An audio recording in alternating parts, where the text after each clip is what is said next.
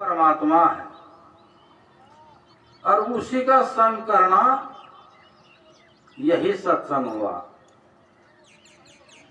तो उसी की महिमा पर अभी पाठ हुआ है, जिसमें प्रवक्ता भी प्रकाश डाले हैं।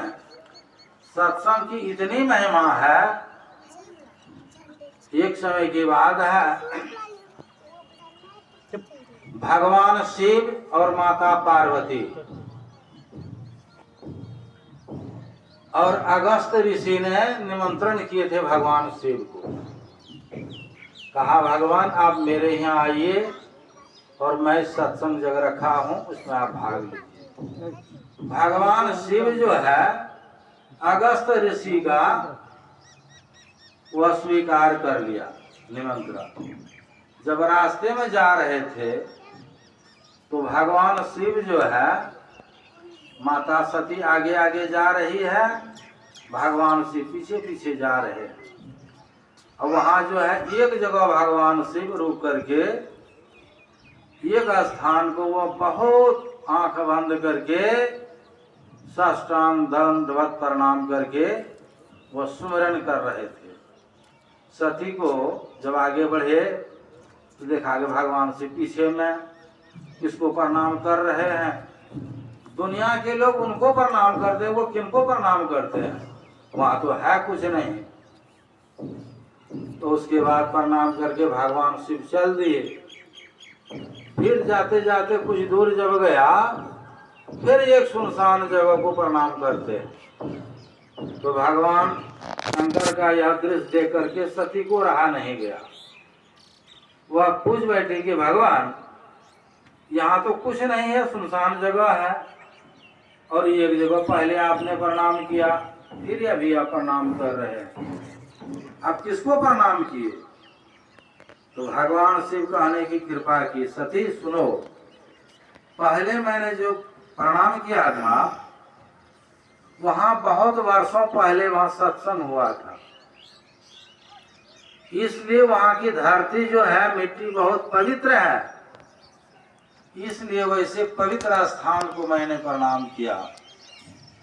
और दूसरा जगह जो मैं प्रणाम किया, यहाँ का भूमि पर जो है सत्संग होने वाला है और बड़े बड़े महापुरुष ऋषि लोग का पदार्पण होगा और वेद शास्त्र की पाठ होगा और ईश्वर भक्ति का प्रचार प्रसार होगा, इसलिए मैंने यहाँ प्रणाम किया। तो विचार करने की बात है, जहाँ सत्संग होता है वहाँ की महिमा का बखान करने का योग नहीं है।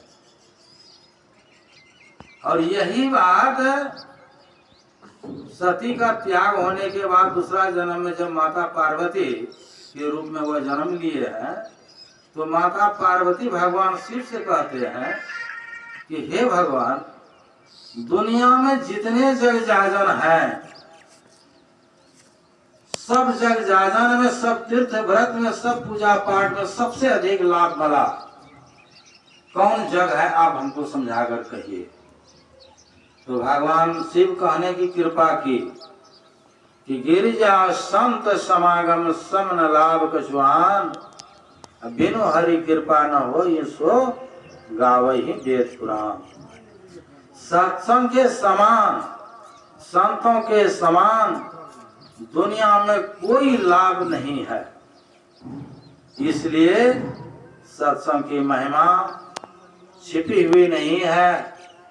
और वर्णन में हम लोग सुन रहे थे, नारद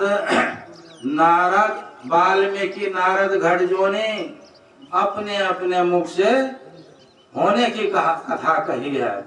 नारद ऋषि दासी पुत्र थे और वाल्मीकि हत्यारे डाकू था, और नारद ब्रह्म ऋषि हो गए।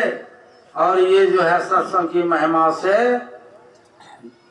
अगस्त या वाल्मीकि या बहुत बड़े ऋषि हो गए, जिसमें वर्णन आया है, एक लुटेरा था दुनिया में, सुनी संत की वाणी, सुनकर हुआ भुवन विदित विज्ञानी। तो सत्संग के प्रभाव से ये तीनों ब्रह्म ऋषि हो गए। आगे में सुन रहे थे चौपाई